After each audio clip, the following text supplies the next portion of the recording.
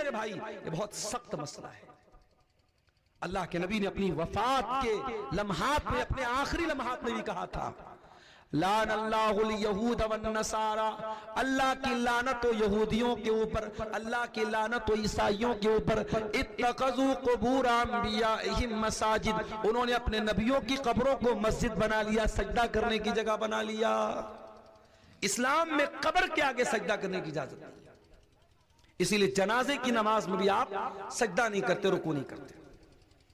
اچھا جنازے کی دعا کتنے لوگوں کو یاد ہے؟ ذرا ہاتھ اٹھا کے بتاؤ تو کتنے لوگوں کو یاد ہے؟ ایمانداری سے بتانا، جھوٹ موٹ ہاتھ مت اٹھانا.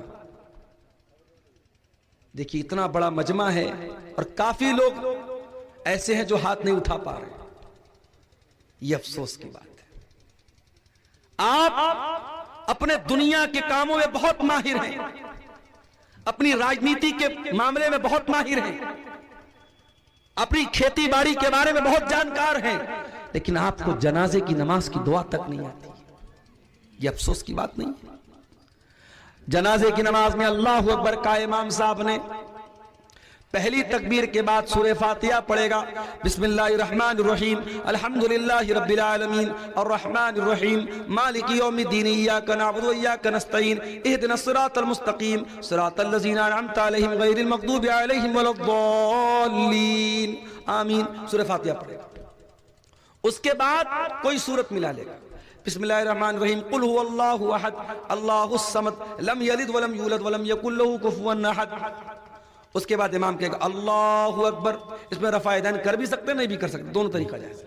اگر آپ چاروں مرتبہ رفع یدین کرے تو بھی چلے گا، اور صرف ایک مرتبہ رفع یدین کر کے ہاتھ باندھے رہے تو بھی چلے گا. ایک بار اللہ اکبر کا سورہ فاتحہ پڑھا، کوئی سورت پڑھی. اب دوسری مرتبہ امام نے اللہ اکبر کا، آپ کیا پڑھیں گے؟ آپ اللہم صلی علی محمد وعلی آل محمد کما صلیت علی ابراہیم وعلی آل ابراہیم انکا حمید مجید. اللہم بارک علی محمد وعلی آل محمد کما بارکت علی ابراہیم وعلی آل ابراہیم انکا حمید مجید. درود شریف پڑھا. پھر امام نے کہا اللہ اکبر. اب یہ تیسری تکبیر ہے. اب اس میں آپ جنازے کی دعا پڑھیں.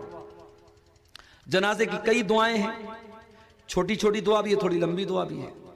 ایک دعا جو بہت مشہور ہے، شاید جن کو یاد ہے یہ والی دعا یاد ہوگی. اللہم اغفر لحینا ومیتنا وشاہدنا وغائبنا وصغیرنا وکبیرنا وذکرنا وانثانا. اللہم من احییتہ منا فاحیہی علی الاسلام ومن توفیتہ منا فتوفہ علی الایمان. اللہم لا تحرمنا اجرہ ولا تفتنا بعدہ. یہ دعا ہے. اتنی تو کم سے کم آپ کو یاد ہونی چاہیے. اس دعا کا مطلب کیا؟